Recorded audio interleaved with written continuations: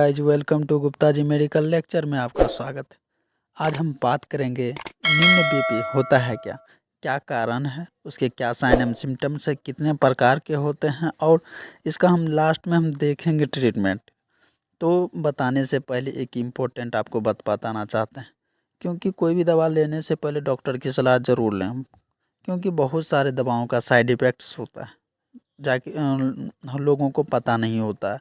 अगर खा लेते हैं तो अगर उसके वजह से को बहुत सारे प्रॉब्लम्स हो सकते हैं, इसीलिए कोई भी दवा लें तो जाके डॉक्टर से ज़रूर मिलें, तब ही कोई दवा लें।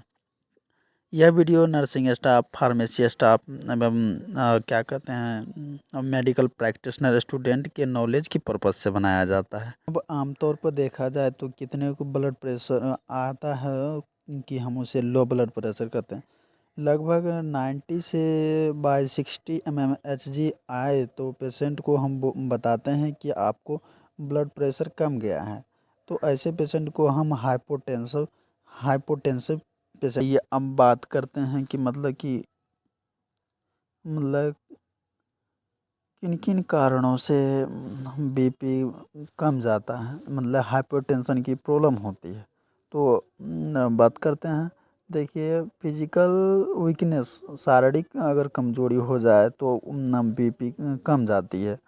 मतलब कि शरीर में पानी की अगर कमी हो जाने पर टाइम टाइम पर अगर खाना नहीं खाते हैं, भोजन नहीं ले पाते हैं, तो उस टाइम भी आपका बीपी लो हो जाता है। अधिक अगर फिजिकल या मेंटल वर्कलोड रहता है तो उस टाइम भी आपका बीपी कम जाता है, क्योंकि टाइम टाइम पे आप भोजन नहीं ले पा रहे हैं, प्रोटीन नहीं मिल पा रहा है, तो ओबियसली मतलब कि आपका ब्लड प्रेशर कम जाएगा। मानसिक घातक मानसिक घातक अगर आप मानसिक कोई घातक है तो उसके कारण भी होता है। अगर ब्लड प्रेशर हो ज़्यादा, ब्लड लॉस हो जाता है, मतलब कि ज़्यादातर अगर ब्लड आपका लॉस हो जाता है, कोई कारणवश इंजरी हो जाने पर आपका ब्लड ज़्यादातर लॉस होता है, उसके कारण भी आपका ब्लड प्रेशर कम जाएगा। महामारी में अतिधार रक्षा, जब महामारी फैलता है अगर उस टाइम ज़्यादा आप सोचते हैं तो उस टाइम भी आपका ब्लड प्रेशर कम जाता है। अगर आपके साथ अगर डायरिया या कोलेरा की मतलब कि कारण फ्लूइड लॉस हो रहा है तो उसके कारण भी बीपी में कमी आता है।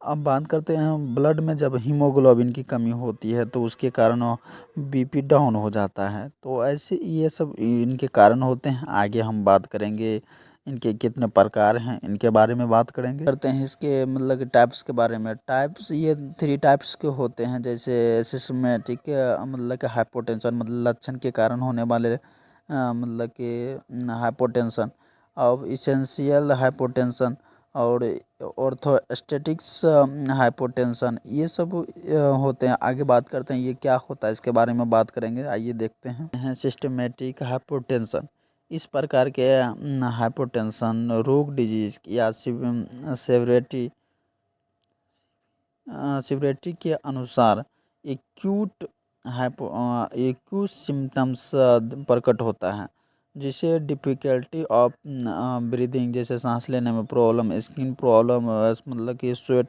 पसीना निकलना, वीकनेस मतलब कि ज़्यादा बढ़ जाना, ये सब इसके कारण से होते हैं। और पेशेंट अनकॉन्शियस इस स्थिति में भी हो सकते हैं।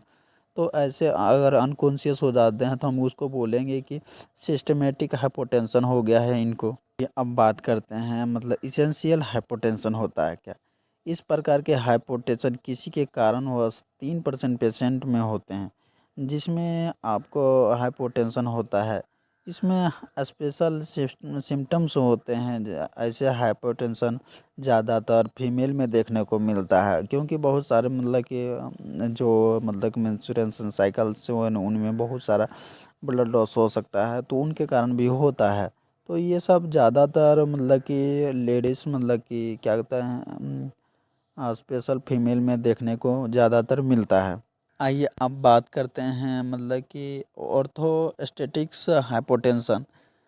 कम समय के लिए होता है। यह अगर प्रॉब्लम होता है तो आपको कम समय के लिए होता है, मतलब भर्ती को मतलब चक्कर आना हो जाता है। और इस प्रकार का हाइपोटेंशन अगर वर्टिगो आता है तो मतलब कि इस प्रकार के हाइपरटेंशन को ऑर्थोस्टैटिक्स हाइपोटेंशन कहा जाता है। थोड़ी देर के लिए पेशेंट को हार्ड वर्क करने पर, अचानक से खड़े होने पर या ऑर्थोस्टैटिक्स हाइपोटेंशन की प्रॉब्लम हो जाती है। इस प्रकार के हाइपोटेंशन सबसे ज़्यादा कॉमन बात ही होता है। पेशेंट को खड़े होने पर ब्लड प्रेशर कम हो जाता है, जबकि पल्स रेट सही रहता है, वैसे बनी रहती है। ऐसे पेशेंट में ब्लैक आउट की स्थिति बन जाती है, तो ये चीज़ नॉर्मल होता है। तो आप समझ गए कि ऑर्थोस्टैटिक्स हाइपोटेंशन क्या होता है। अब हम इसका देखेंगे आगे ट्रीटमेंट क्या होता है। सॉरी, मतलब कि आप पहले हम देख लेते हैं साइन एंड सिम्टम्स क्या क्या देखने को मिल सकता है, तो उसके अनुसार ट्रीटमेंट भी चलेगा इसका। तो आगे हम बताएंगे ट्रीटमेंट, लेकिन पहले बताने से पहले आप समझ लीजिए कि इसका साइन एंड सिम्टम्स क्या देखने को मिल सकता है। इसका सबसे पहले आपको नोजिया हो सकता है, वोमिटिंग हो सकता है, वर्टिगो हो सकता है। ऐसे मतलब कि साइन एंड सिम्टम्स देखने की मिल सकता है। और हेडेक मतलब सर दर्द रहता है, कमजोरी रहता है और आलसपना ज़्यादा रहता है।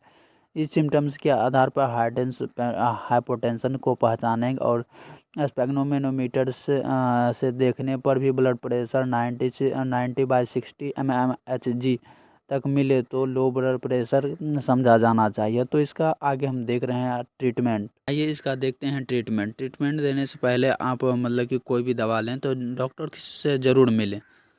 पेशेंट को कंप्लीट बेड रेस्ट देना चाहिए। बहुत मतलब कि पेशेंट को कोई वर्क नहीं करना देना चाहिए, बेड रेस्ट, क्योंकि आराम करने से उनका जल्दी आराम मिलेगा। अब एनएस सलाइन जो मतलब कि शिरा मार्ग द्वारा मतलब नस में दिया जाना चाहिए और ड्रिप लगाना चाहिए। ओआरएस पिलाते रहना चाहिए जो फ्लूइड मेंटेन करके रखेगा। और विटामिन्स मिनरल हाई प्रोटीन वाले डाइट मतलब कि दिया जाना चाहिए। पेशेंट को ज़्यादातर फ्लूइड इंटेक मतलब कि ज़्यादा से ज़्यादा मतलब कि फ्लूइड्स इंटेक करवाना चाहिए। अब भिटकोफोल जिसमें कंपोजिशन होता है फॉलिक एसिड प्लस साइनोकोलामाइन, निकोटामाइड, ये सब कंपोजिशन होते हैं। ये 2 चम्मच सुबह शाम, अथवा अगर इसके बदले आप दूसरा चीज़ दे सकते हैं, अगर फॉलिक एसिड का कैप्सूल्स भी दे सकते हैं 1 गोली को रोज़, ये सब दे सकते हैं। आगे हम देखेंगे और सब सारे दवाओं के बारे में देखा जाए। मतलब कि अगर आपको पेशेंट को मतलब कि अगर सही से डाइजेस्ट नहीं होता है तो उसके लिए एंजाइम देंगे। तो इसके लिए हम बेस्टोजाइम का उपयोग करेंगे जो 10 ml सुबह शाम खाने के बाद दिया जाना चाहिए। अब हम इसको सिम्टमेटिक इलाज करेंगे, जो मतलब कि नोजिया अगर हो रहा है तो उसके लिए इलाज करेंगे। नोजिया वोमिटिंग हो रहा है तो रेंटेक डी देंगे, जो मतलब कि यह एसिडिटी को कम करता है। अब हम बात करेंगे, अगर पेशेंट को वोमिटिंग हो रहा है तो ओंडेस्ट्रोम का 4 mg का टैबलेट्स दे सकते हैं, प्रोवाइड कर सकते हैं। जो अगर सर दर्द कर रहा है तो डायनापार का टैबलेट्स का यूज कर सकते हैं, ज़रूरत के अनुसार दिया जाएगा। अगर वर्टिगो हो रहा है तो चक्कर आ रहा है तो उसके लिए एस्टेमेटिल MD का इस्तेमाल करेंगे।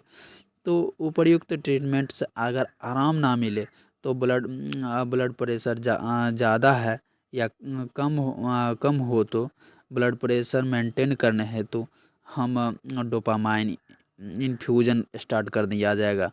अगर उससे भी रिकवर नहीं हो रहा है तो पेशेंट को तुरंत ही आगे हायर सेंटर में रेफ़र करना चाहिए और रोक कर नहीं रखना चाहिए। तो आज का वीडियो यहीं समाप्त होता है। तो हमारा वीडियो कैसा लगा, हमारे वीडियो को अगर अच्छा लगा तो हमारे वीडियो को लाइक करें, शेयर करें और गुप्ता जी मेडिकल लेक्चर को ज़रूर सब्सक्राइब करें, क्योंकि सबसे पहले आप तक नोटिफिकेशन मिल सके। Thank you for watching my video.